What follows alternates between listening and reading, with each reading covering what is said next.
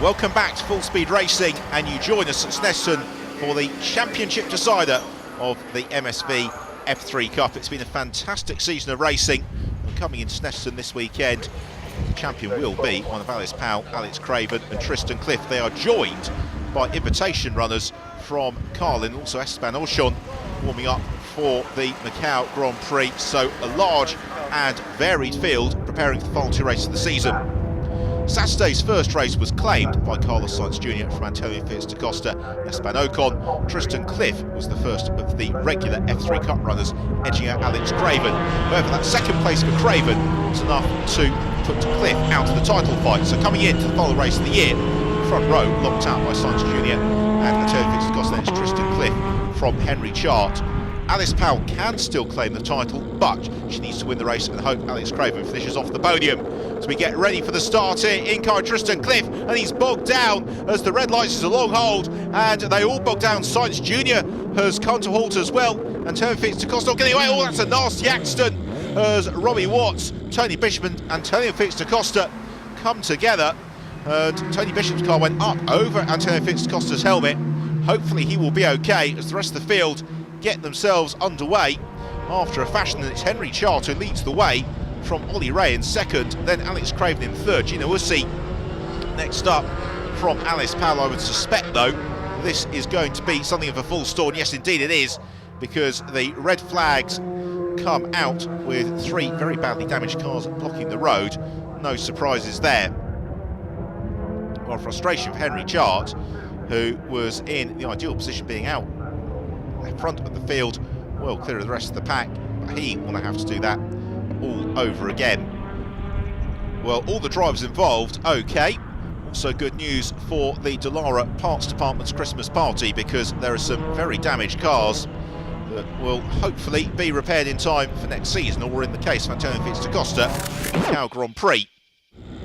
Clear up complete, let's get ready for the restart. And Alex Craven, can he claim the title? It's Tristan Cliff though who starts from pole, the regular F3 Cup runners, as Sainz Jr. bogs down once more, and Cliff jinks around him and looks to have taken the early advantage as they sprint on towards riches. It is indeed Tristan Cliff who leads the way, Henry Chart in second, Sainz Jr. in third from Alex Craven, and then Alice Powell. So the two championship contenders, Craven and Powell, running nose to tail.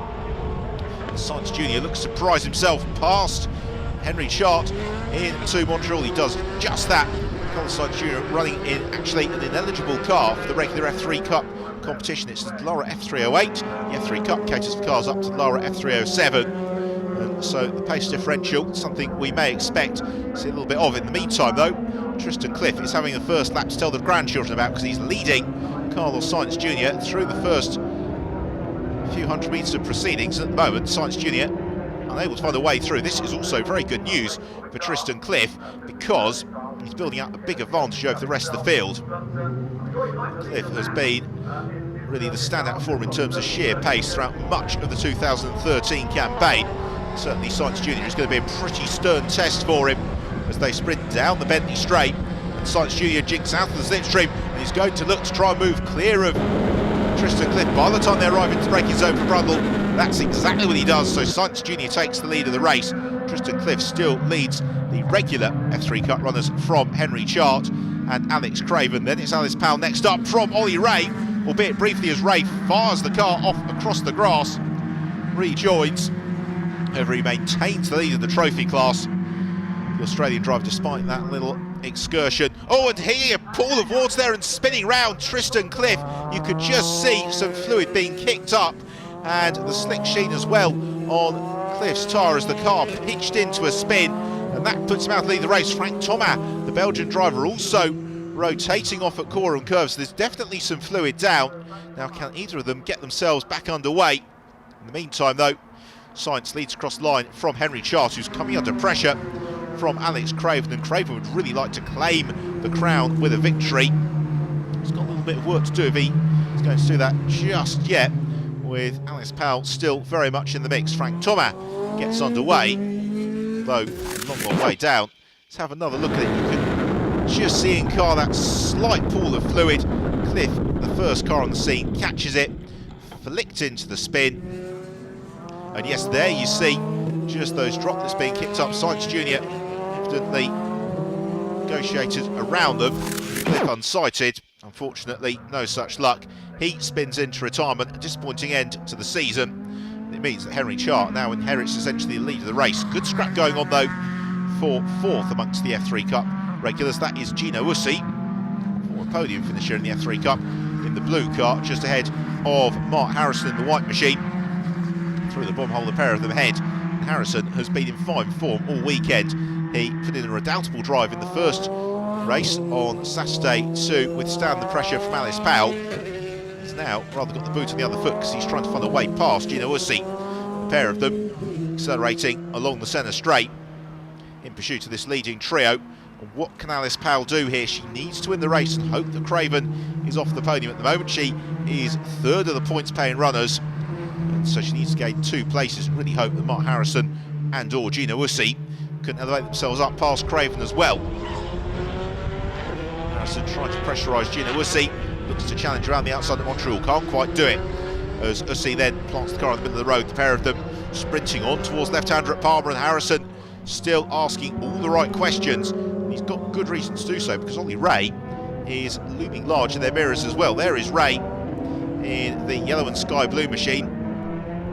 It's Harrison challenging around the outside line at Agostini. Can he find a way through? Ussi squeezes him onto the dirt. Harrison keeps his boots in, but it means that Ray jigs past and takes the position. Ollie Ray goes through. The leader of the trophy class, which is for the pre-2002 cars. He's actually running a 2001 Spectre Lara, which will bring a smile to the face of Trevor Carlin, running Carlos Sainz, because it was 2001 where the Carlin team really came of age, with Takuma Sato and Anthony Davidson utterly dominating the British Formula 3 Championship.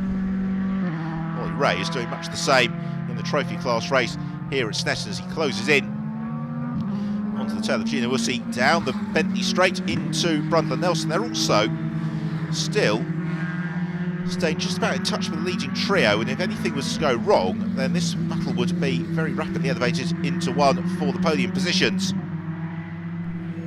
Through the bomb hole, 3 of them go. The yellow flag's still out, but Ollie Ray sees a green, goes for it, takes the place away from Gino Ussi at Murray. So Ray gains the position up into 4th position, essentially for the F3 Cup runners, 5th in the race overall, because it's still Carlos Sainz warming up for the Macau Grand Prix, who leads the way, leads it very comfortably indeed.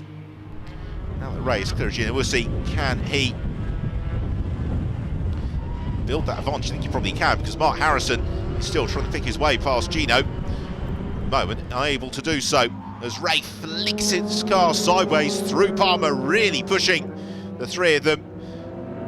Of course, this is the last outing of the 2013 season.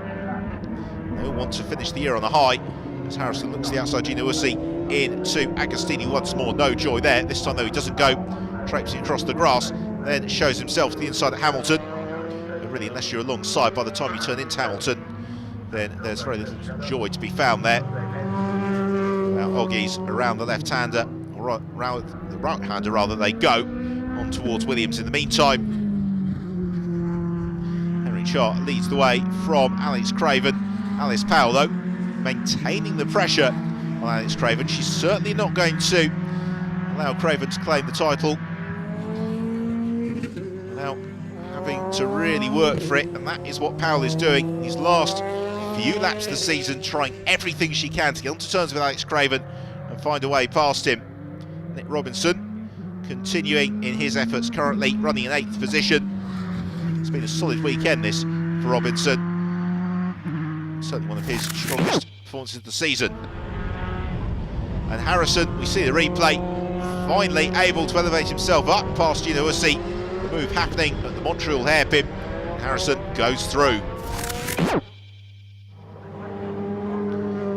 Alex Craven, just a few hundred metres now from the checkered flag and the 2013 F3 Cup crown. Henry Chart leads the race. Craven doesn't need to pressurise Chart as Alice Powell locks a brake. She really is trying everything she can to get on terms with Craven, but she's just a couple of car lengths too far back, and it's possibly going to be too much to do in the remaining time. So for Alex Craven, who has been so consistent all season long, very rarely off the podium, Carlos Sainz Jr. putting in a metronomic performance here. He's going to do the double at Snetterton in the F3 Cup, in the invitation class, comfortably winning both races. And that gives him and the Carlin team the very best chance going on to Macau in a couple of weeks' time. In the meantime, though, Henry Chart looking set for victory. Alex Craven, though, looking set for the 2013 crown. Paolo has chased him all the way all season. It's been a fantastically competitive year of racing in the MSV F3 Cup. We've been treated to some superb races, plenty of drama, but now the checkered flag about to fall on a super season of action, and it is going to be the win in the final race of the year for Henry Sharp, but the title for Alex Craven. Congratulations to him, absolutely delighted. The amazing man who's been guided through the year by former British Formula 3 champion Robbie Kerr, and now Craven can celebrate. Let's take a look then at the results with the win for Carlos Sainz Jr. Henry Chart wins the F3 Cup component of the race. Alex Craven, Alice Powell, with Ollie Ray claiming trophy class honours. Plenty to discuss at the end of a race and a season full of drama. Alex Craven and Tristan Cliff debating the finer points of the action as the drivers applauded onto the rostrum for the last time in 2013. On with the presentation, so the F3 Cup champion Alex Craven and the team champion Mark Bailey Racing. Tense. I don't know why. It was I don't know, nice gap behind, but still, yeah, what a weekend. And where does that leave your plans for next year? What were you looking to do? I don't know.